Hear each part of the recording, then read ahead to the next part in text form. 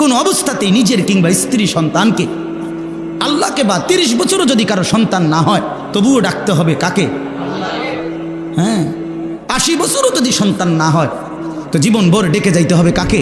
আল্লাহকে। আল্লাহকে আল্লাহকে আল্লাহকে বাদ দিয়ে হাজত রাওয়া, প্রয়োজন পূরণকারী আর কেউ নাই। সব প্রয়োজন পূরণ করেন কয়জন? কে?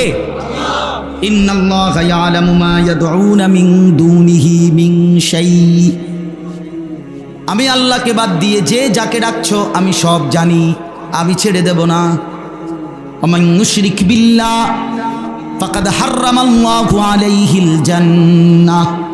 আল্লাহ বলেন যে আমি আল্লাহর সাথে শিরিক করবে, আমি আল্লাহ ওয়াদা দিলাম নাফরমান আমার জান্নাত তোর জন্য হারাম করে দিলাম। আমার জান্নাত তোর জন্য হারাম। ওয়া মাওয়াহুন নার, নিশ্চিত ঠিকানা জাহান্নাম। ঈমান বড় নিয়ামত। ওই যে কথাটা আবার বলছি, পৃথিবীর সব কিছুর ঘাটতি মেনে নেওয়া যায়, ঈমানের ঘাটতি মেনে নেওয়া যায় না। ঈমানের ঘাটতি হইতে পারবে না। ঈমান সর্বশ্রেষ্ঠ নিয়ামত। ঈমান নিয়ে আল্লাহর সামনে দাঁড়াইতে পারলে আল্লাহ তাআলা সর্বশ্রেষ্ঠ, সর্বনিম্ন সামান্য ঈমান যে দিতে পারবে আল্লাহর সামনে, এক জাররা সরিষার দানা পরিমাণ, তাকেও আল্লাহ তাআলা 10 দুনিয়া বরাবর জান্নাত দান করবে। এজন্য চলেন আল্লাহকে না বলি। সর্বশেষ আল্লাহ বলেন ওয়াতিলকাল আমসালু নাদরিবুহা লিন্নাস। আল্লাহ বলেন মাকড়সার মতো প্রাণীর উদাহরণ দিয়ে আমি তোমাদেরকে বুঝাইছি। উদাহরণ দিয়া তোমাদের সামনে আমি দৃষ্টান্ত দিয়া কথাটা বুঝাইছি, ঠিক কি না বলেন?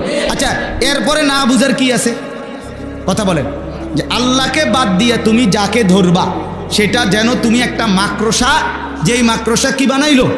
নিজের ঘর বানাইলো, আর সেই ঘর সবচেয়ে দুর্বল, ঠিক কি না? তো এই কথাটা, এই উদাহরণটা আপনারা বুঝছেন না, এরকম একজন বুঝমান লোক, মানে আমি যদি বুঝছি না কথাটা, এরকম একজন ভাগ্যবান লোক আতুডার আপনি ছবি উঠাই, মানে এই কথাটা আপনি বোঝেন নাই। এরকম না বুঝার কি আছে? একজন ভাই আছেন এখানে? না বুঝার কোনো যুক্তি আসেনি এখানে। আল্লাহ বলেন ওয়াতিলকাল আমসালু নাদরিবুহা লিন্নাস। আমি আল্লাহ তাআলা এইভাবেই উদাহরণের মাধ্যমে দৃষ্টান্ত দিয়ে দিয়ে মানুষদেরকে আমার কথা বুঝাইছি। কোরআনে বহুভাবে আল্লাহ তাআলা বুঝাইছে রে বাপ, কতভাবে চেষ্টা করছে আপনারা তো জানেন না।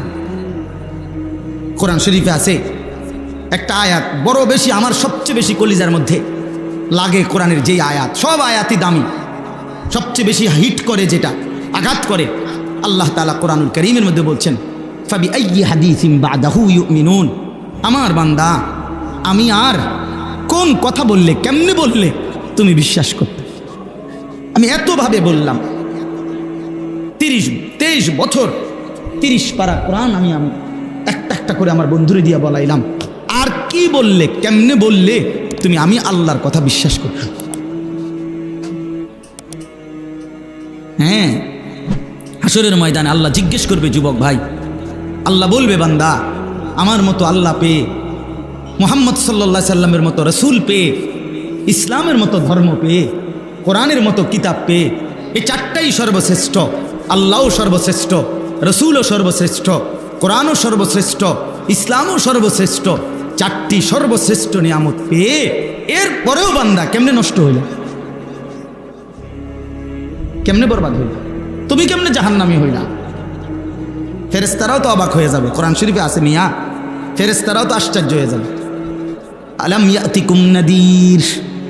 ফেরেশতারাও জাহান্নামীকে জিজ্ঞেস করবে, কিরে ভাইয়া, তোর কাছে কি কেউ কোনোদিন জাহান্নামের ভয় দেখায় নাই? মানে ফেরেশতা পর্যন্ত অবাক হবে, আল্লাহ এটা তো আখিরি পয়গম্বরের উম্মত, ওরে কেমনে জাহান্নাম দেব মাওলা? ফাকাইফা ইদা জিনা মিন কুল্লি উম্মাতিন বিশাহিদ ওয়া জিনা বিকা আলা হাউলাই শাহিদা। এই আয়াতের একটা ব্যাখ্যা হইল, আল্লাহ বলেন, বন্ধু, হাসরের ময়দানে আপনি বন্ধুকে সামনে নিয়ে আপনার উম্মতের আমলনামা আমি পেশ করব। তাফসীরের মধ্যে আছে, আল্লাহর নবী এই আয়াত শুনে অঝরে নবীজি 2 চোখ বেয়ে কাঁদতেছিলেন। মুহাদ্দিসিনে কেরাম বলেন, কেন কাঁদলেন নবী? নবী ভাবতেছিলেন, হায় আমার আল্লাহ যদি আমার সামনে আমার উম্মতের আমল নামা খোলে, আর আমি যদি আমল নামার মধ্যে বন্দিগি না দেখি, নাফরমানি বেশি দেখি, তাইলে তো আমার উম্মত, আমি আল্লাহর সামনে বেইজ্জতি হব, ছোট হয়ে যাব।